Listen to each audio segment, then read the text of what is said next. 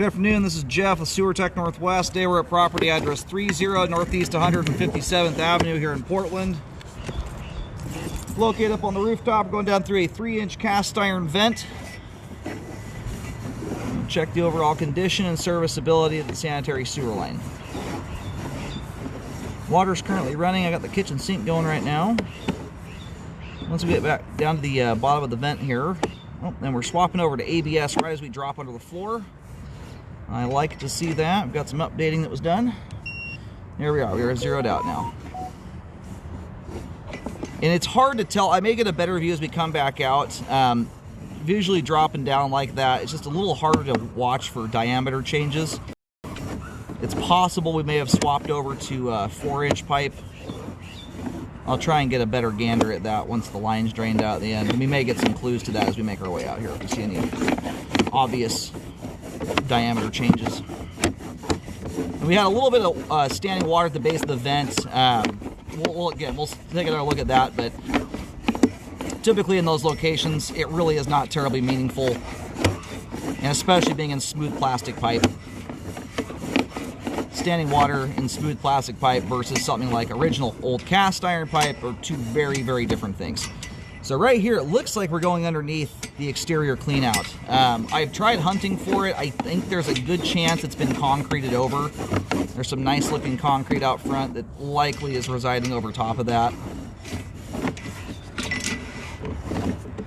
Unfortunately, it happens a lot, especially those clean outs are buried. You can't see them when the concrete work's done.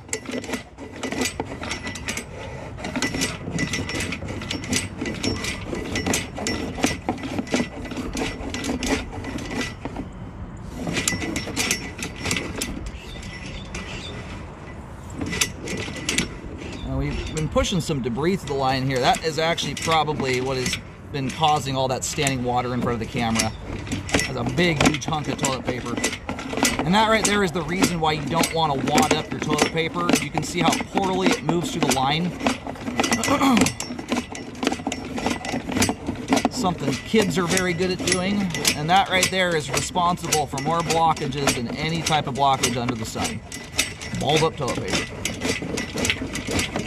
The plus side is, unless you get enough of it in one location where you really get it packed in there, the plus is that it does disintegrate. But when it's wadded up like that, it does take considerably longer to break down than a folded piece of toilet paper, for instance.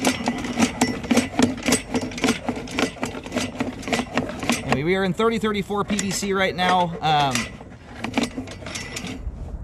It might be 4-inch or 6-inch. They allow for both these days in updated piping.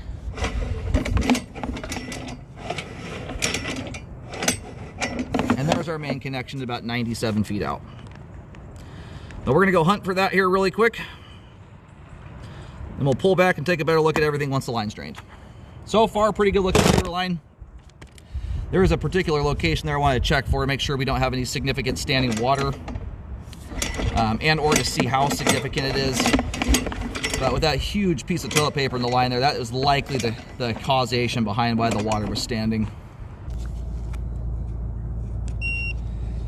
Alright, I located the camera head successfully.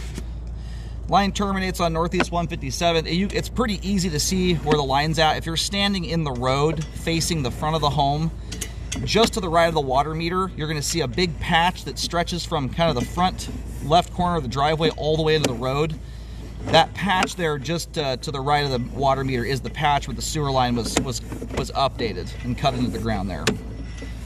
And from that point, the line runs pretty darn straight from that point back into the home. It's fairly simple to kind of see where the line is at.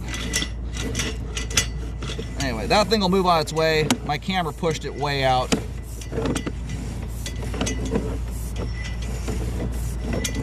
And that right there is one of the worst reasons why flushable wipes are so terrible, is people replace their toilet paper with them and then wad them up like they do like that with toilet paper, and that is just like flushing half a roll of paper towels down your toilet. So all the 3034 PVC looks good. No issues whatsoever. And we still have a little bit of water, it looks like, draining through the line here. I think what we're in right now is a little bit of a belly as well, but there is some water still trickling through. Right around 66 to 67 feet approximately is where that water dissipates off. And we'll see what this looks like. Oh, this is so far rinky-dink, tiny little thing. I can hardly call this a belly. So from around 64 feet to about 67 feet, you've got about a 1/4 inch of standing water. That is far too minor to require repairs there. The only stuff that would even slightly struggle to get through a location like that is very abusive items. Like massive wads of toilet paper, paper towels, stuff like that. And even in that scenario, like what we had there a moment ago, that big, huge wad of toilet paper, like I was saying, unless you got a whole bunch more of that packed up into one location, the smooth plastic pipe allows stuff to break loose quite easily. So when water does start filling up behind something like that, a reasonable size blockage, it's made of toilet paper, the head pressure busts things loose long before that water can ever get back to the house. The only thing you'll consistently get hanging up in 1/4 inch of water like that, any amount of standing water really, is if you're putting a considerable amount of cooking oil and grease down the line, which should not go down your line. It builds up anywhere, but it likes to do so even more in standing water. So, no, this is a nice looking sewer line here. And it's a long one. You're almost 100 feet end to end. This is actually pretty nicely installed. You've got a little bit of standing water back here at the start of the line. It's just that, it's minor. Same thing like the belly out front, or further out, it's right around a 1/4 inch. And for reference, I don't even consider repairs until there's at least an inch of standing water. That's with no water running at all. For a minimum of 5 feet. And these days, after 13 years and 25,000 sewer scopes, the only time I'm even recommending a repair on a 5-foot long belly with an inch of water is typically when it's an old, rough, nasty cast iron or concrete pipe, where you've got standing water and rough pipe materials snagging onto things as stuff gets slowed down.